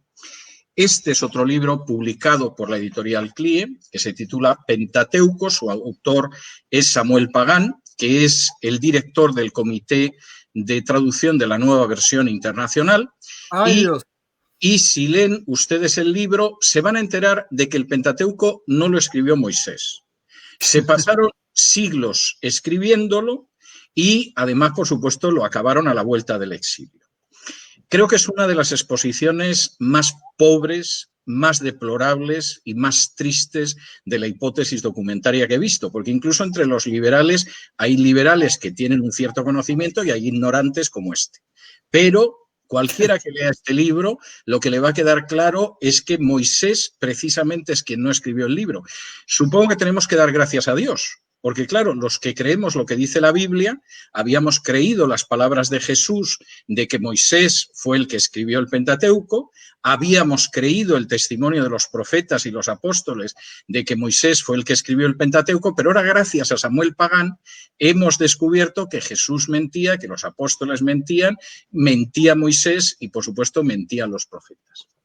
Un ejemplo más, podría estar sacando baldas y baldas, estanterías y estanterías de mi biblioteca. Otro libro de Samuel Pagán, que se titula Los libros proféticos del Antiguo Testamento, donde ustedes se enteran de que Isaías no lo escribió Isaías. Jesús estaba equivocado. Cuando Jesús dice esto lo dijo Isaías, Jesús se equivocaba. Cuando Juan dice, y esto lo dijo Isaías porque no sé qué, Juan no sabía dónde tenía la mano derecha, pero gracias a Samuel Pagán ya sabemos que Isaías no lo escribió Isaías.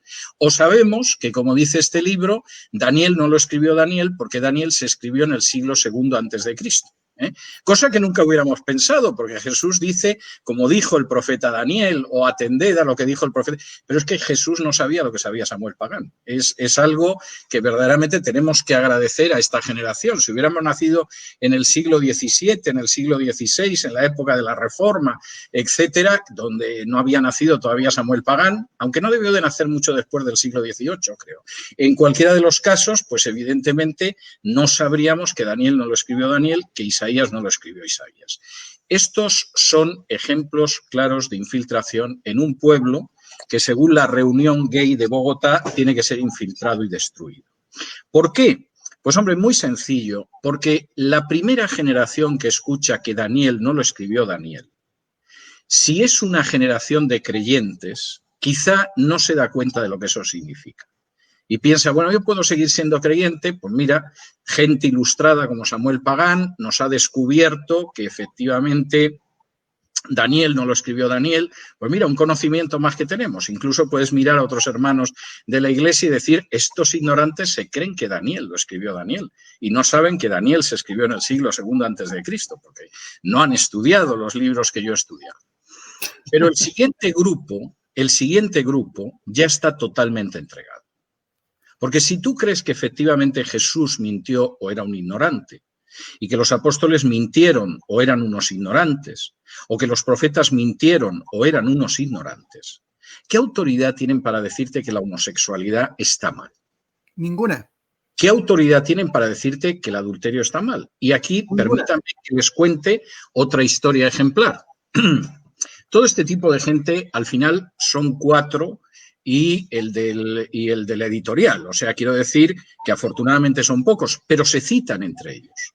Es decir, tú de pronto vas a una página web como Lupa Protestante y empiezas a ver este tipo de artículos y ves que citan a otros. Pero cuando tú haces un seguimiento te das cuenta de que el mexicano al que citan los cita a ellos. Y el peruano al que cita el mexicano los cita también a ellos. Es decir, es un grupo, una especie de cábala infecta que se citan los unos a los otros para dar la sensación de que son muchos, tienen autoridad, tienen un conocimiento científico, etcétera, cuando en realidad son unos ignorantes y se dedican a envenenar espiritualmente a todo el que se pone a su alcance. En algún caso ya han llegado a afirmar que el adulterio no es lo que creemos que es el adulterio. Por ejemplo, uno de los defensores de la ideología de género, que es un pastor mexicano, que escribe en Lupa Protestante, junto con Samuel Pagán y otra gente de los Santos Hermanos Mártires, este sostiene que el adulterio es solo cuando se lo ocultas a tu cónyuge. Es decir, si tú en un momento determinado pues decides acostarte con otro hombre o con otra mujer, pero luego llegas a tu cónyuge y le dices, mira, he tenido una aventura con Rosarito, eso ya no es adulterio, porque en realidad el adulterio no es la relación sexual, sino es el ocultar que has tenido la relación sexual. Claro, esta gente parece que no ha leído jamás las palabras del Sermón del Monte de que adulterio puede ser incluso desear a una persona en tu corazón. Eso en su Biblia ha debido desaparecer. Como suelen dirigir versiones de la Biblia en las que faltan docenas de versículos, pues a lo mejor en la última revisión también ese versículo acabó saltando por la borda. Pero claro, esto es terrible. Es decir... Es que eso está en el texto Receptus, pues, hermano César. Bueno, entraré en esa historia, pero el punto al que voy es que efectivamente tú estás envenenando a la generación que puede ser la generación que dé el salto. Alguno pensará que esto es casual, yo no lo creo. No, claro. Y además el problema es que han ido tomando seminarios y fraternidades teológicas que hace décadas se crearon precisamente para enfrentarse con esto, pero que han terminado en esto, lo cual demuestra de nuevo que Dios tiene hijos, pero lo que no tiene es nietos ni bisnietos. Entonces, este para mí es uno de los grandes problemas que hay que afrontar. Y cuando de pronto te llega un chiquilín que está yendo a un seminario o a una escuela bíblica y de pronto te llega y te dice que, bueno, que el Pentateuco no lo escribió Moisés, que son 4 o 5 documentos, que los acabaron de recoser en la etapa del exilio, etcétera, etcétera, ese muchacho está envenenado y tienes que ver cómo le administras algún antídoto bíblico y científico para desenvenenarlo, porque eso tiene consecuencias terribles. Esto es tan terrible que tengo que decir que dentro de este centro de estudios que de momento va a ser hasta el máster, la primera lección del primer módulo del primer año está dedicada a cómo llegó la Biblia a nosotros, a si la Biblia es fiable y a si son fiables las nuevas versiones de la Biblia. Es decir, esto, que hombre, a lo mejor hubiera sido un curso secundario ya en tercero para complementar, para tener el máster, tienes que empezar por ahí en estos momentos, porque la labor de envenenamiento del pueblo de Dios es verdaderamente pavorosa. Cuando además, vamos a ver, encima yo los conozco a todos personalmente. No, al mexicano este que dice que el adulterio no es adulterio y que cuando te acuestas con muchas personas es poliamor, que además ha tomado también la palabra de la ideología de género, a este no le conozco personalmente, pero a los otros sí. Y realmente, por caridad cristiana, voy a evitar emitir un juicio sobre lo que pienso sobre sus conocimientos científicos.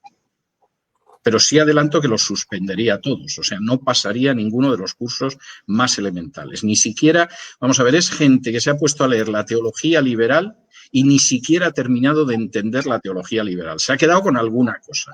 Es como la mayoría de los marxistas en países hispanos, incluyendo España, que son marxistas y no saben nada de Marx. Es más, a veces hasta dicen lo contrario de lo que diría Marx. O sea, son marxistas ignorantes, en vez de marxistas leninistas, ¿no?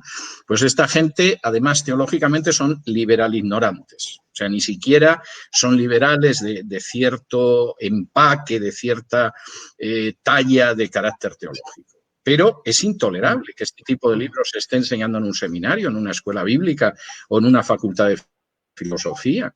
Y esto está atacando a la generación de relevo. O sea, tenemos que defender a la generación de relevo, porque si no, en 20, 25 años no solo es que no vamos a dar la vuelta espiritualmente al continente, es que nos vamos a encontrar con que entramos en un proceso de desplome dentro del continente, porque los han envenenado teológicamente. Alguien puede pensar que estoy utilizando palabras duras, pero es que para mí esto es un veneno espiritual y tiene las mismas consecuencias del veneno, que es el hecho de que lisias espiritualmente a la persona o la matas espiritualmente. César, mira, déjame decirte algo. La pregunta que nos hizo el pastor Luis Reyes es tan relevante y tu respuesta, por supuesto, porque en Chile no es una novedad. Fíjate que desde comienzos de los 90, varios seminarios que estaban llamados justamente a crear obreros, prepararon personas que simplemente estudiaban las teologías de la escuela de Tübingen, de Göttingen. En 5 años, tuvo esa gente que quería servir al Señor, ya no creía en nada, terminaron criticando a los pastores, y esos seminarios, en vez de preparar a la gente para enfrentar estos problemas futuros, han dado, como dices tú, a luz una generación hoy día que es peor que la etapa de la teología alemana que atacó la cristología, porque hoy día están en proceso de descolonizar el Nuevo Testamento, de buscar teologías patriarcales, feministas. Es más, hace poco ese mismo grupo del que tú estás hablando trajo una teología de la niñez con ternura, y en la propuesta de este libro yo estuve presente y le dije con mucho cariño a quien lo escribió, porque sé que es un hombre viejo que pertenece a esa escuela de la que tú dices, latinoamericana. Yo le dije a él, mira, no te quiero hacer esta pregunta de manera pesada, pero yo no entiendo cómo tú en tu libro defiendes que es posible construir una teología de la niñez con ternura, al mismo tiempo que tú dices que la base debe ser los argumentos y conocimientos que se ha estructurado en base al feminismo, cuando el feminismo es abortivo, completamente abortivo. ¿Cómo haces una teología de la niñez con ternura, le dije yo? O sea, a mí me parece que tu teología, le dije yo, con todo respeto, es una teología que viene prácticamente del infierno. Y este teólogo, de quien no quiero dar el nombre, muy famoso, muy conocido, se desarmó en 10 segundos y me dijo, sí, Luciano, es que lo que pasa es que yo no vi eso, discúlpame, se dio la vuelta y se fue. Pero tal como dice Luis, esto ha llegado a unos horrores dentro de los seminarios en Chile, y hoy, cuando más hemos necesitado la teología, no la tenemos. Tenemos gente que está completamente ideologizada de una recolonización alemana de Tübingen y Göttingen, y de una recolonización de un marxismo clásico y cultural, que es peligrosísimo en la escena nacional, César. Bueno, y esto no les va a consolar, pero este es un fenómeno que no solo se da en Chile. Es decir, nosotros al final decidimos abrir este centro en Estados Unidos, pero como es online para toda Hispanoamérica, porque es que nos lo encontrábamos en Hispanoamérica. Vamos a ver, en Argentina se ha editado una Biblia que es un puro trasunto de la ideología de género, que se llama La Isha. Su personaje personal principal es partidaria de la ideología de género, incluyendo el aborto. Y esa Biblia se presenta como una Biblia que es inclusiva y que es contraria al patriarcado, etcétera, etcétera, etcétera. Bien. Como esta gente, aparte de que lo que impulsan espiritualmente es venenoso, además es gente muy ignorante, cae en el ridículo y no es consciente de ello. Por ejemplo, en esta Biblia se ha suprimido todas las referencias al aborto. Su coordinadora principal considera que el aborto está bien, pues como ustedes comprenderán, cada vez que ha aparecido la palabra aborto o que hay referencias a embriones, etcétera, en esa Biblia han desaparecido o se han diluido. Pero claro, en algunos casos llegan al ridículo. Por ejemplo, intentan evitar la palabra padre. Dios. Claro, con el Padre Nuestro no se pueden meter, porque claro, ya es complicado. El Padre Nuestro te lo pone difícil. Pero tú llegas, por ejemplo, a la parábola en Lucas del hombre rico y del pobre Lázaro. Y el hombre rico muere, es llevado al Hades, donde está en tormentos, y en la situación en la que está, se dirige a Abraham, y en el texto original en griego dice, Padre mío, Abraham, etc. Mala palabra padre. Y entonces, ¿qué dice en esta traducción? Antepasado mío, Abraham. Bueno, el problema de muchas de estas ediciones de la Biblia no es que científicamente son un desastre, es que son ridículas. O sea, cualquiera que lea Antepasado mío Abraham es que se tiene que partir de risa. O sea, es algo verdaderamente escandaloso. Y lamentablemente muchas de estas versiones de la Biblia en su comité han tenido a gente muy poco recomendable. Vamos a ver, la nueva versión internacional en inglés tenía como correctora de estilo a una lesbiana que hace poco decidió que ya no era lesbiana y era transgénero.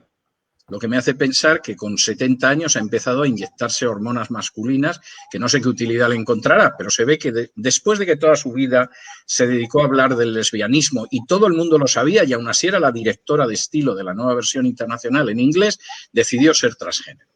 El director de la traducción del Antiguo Testamento de la nueva versión internacional en inglés era un homosexual.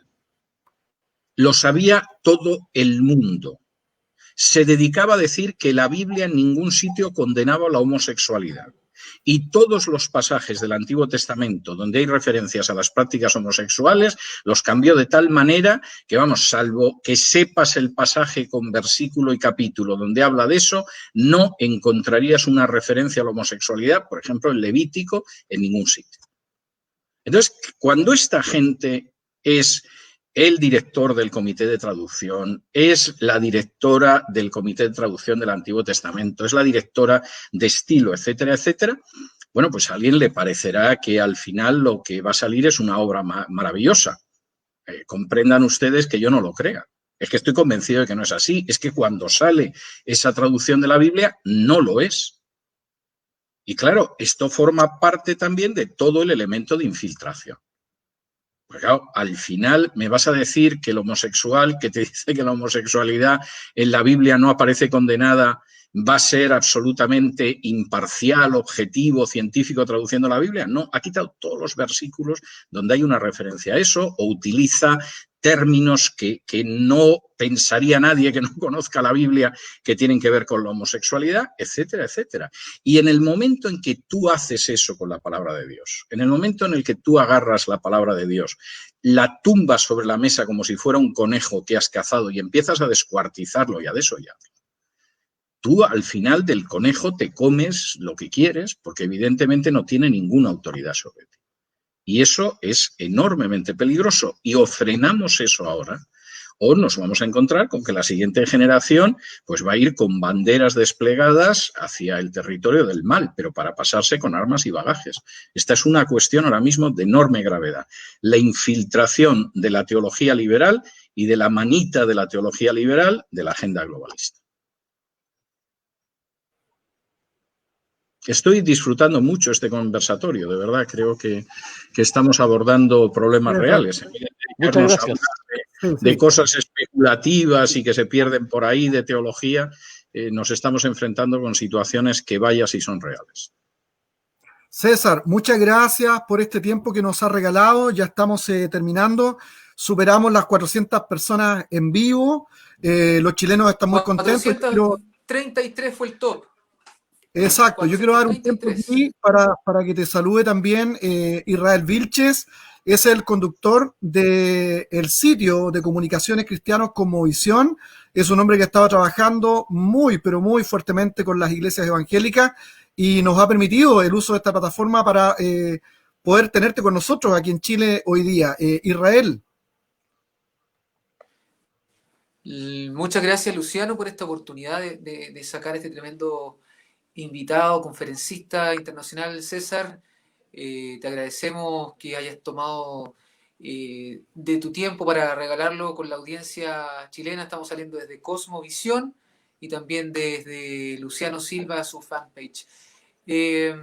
Yo la verdad que solamente quería tomar este momento para agradecer porque ha pasado volando la hora, nos encantaría mucho rato más poder seguir compartiendo contigo. Está muy interesante todos los temas que estamos tratando.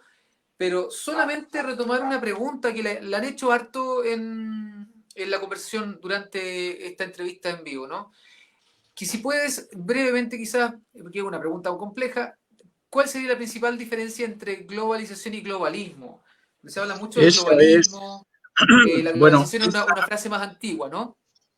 Esa seguramente es la primera cosa que yo tendría que haber dicho al principio, en vez de al final, porque es obligada. Vamos a ver. La globalización es algo maravilloso.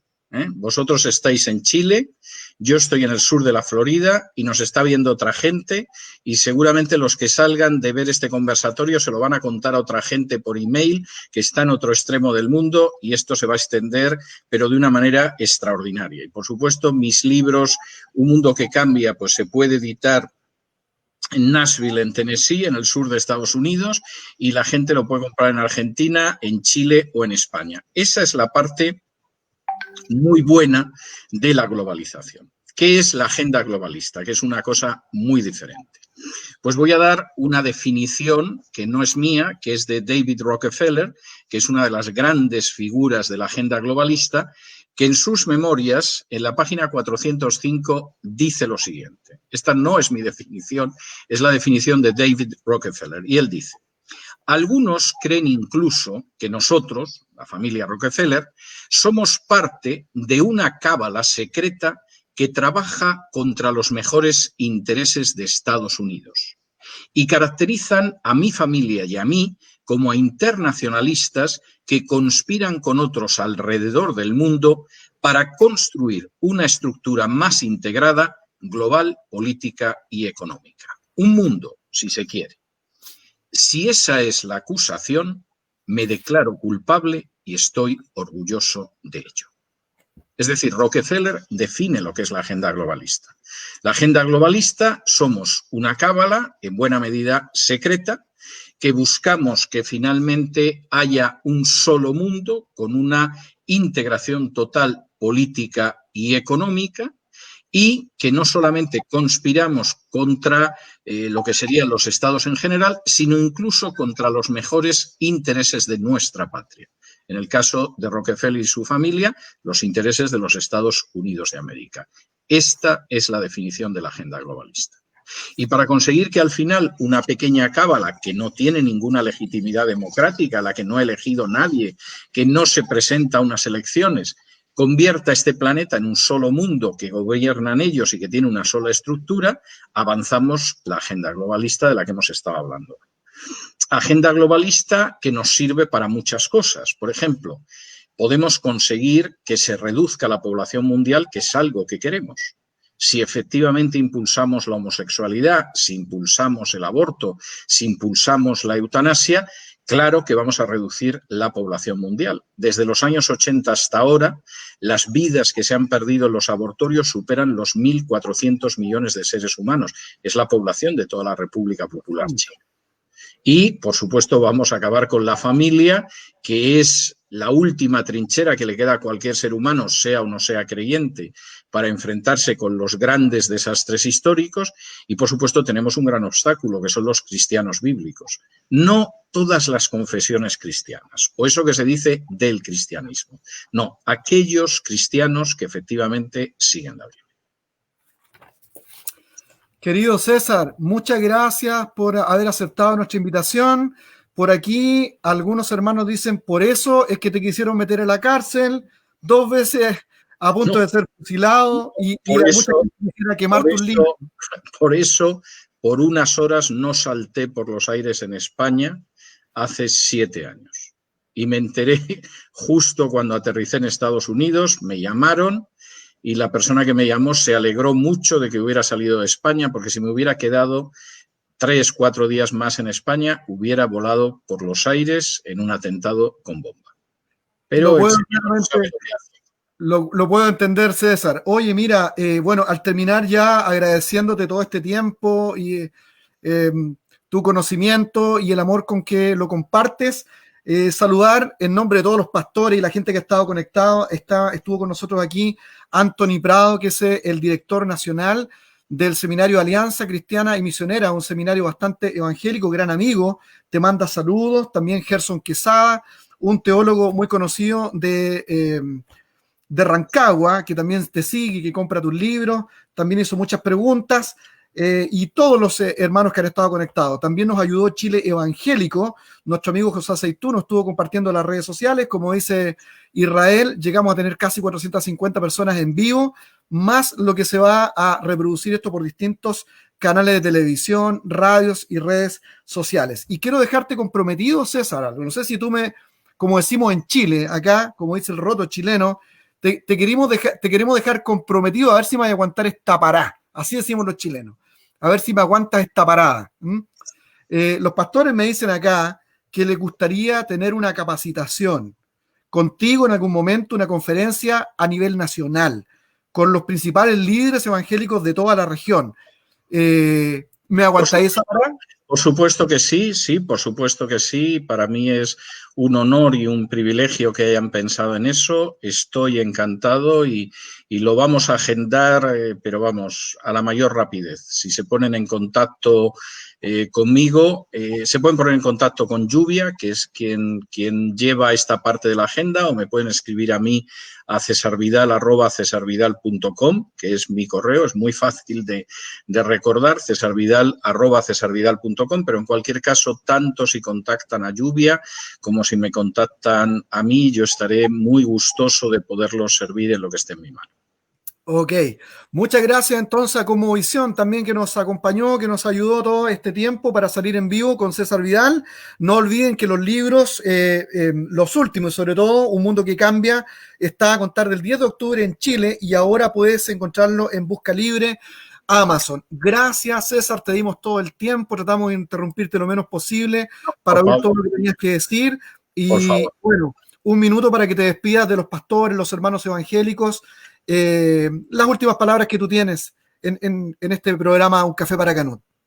Bueno, pues yo quisiera insistir en el hecho de que tenemos enormes razones para tener esperanza y creer en el triunfo, que realmente el que está en nosotros es infinitamente más poderoso que el que está en el mundo y que tengo la firme convicción de que estamos realmente en los preliminares, en el prólogo, en el preámbulo de grandes tiempos para el pueblo de Dios. Van a ser tiempos seguramente difíciles, van a ser tiempos en los que puede que no falte la tribulación y la dificultad, pero van a ser tiempos en los que posiblemente, si somos fieles, vamos a ver una bendición sobre este subcontinente como no se ha visto a lo largo de toda su historia. Y en ese sentido, para mí es un orgullo y un privilegio el poder servirlos, el haber estado con ustedes esta tarde y espero que nos reencontremos en el futuro. Muchísimas gracias y que Dios los bendiga.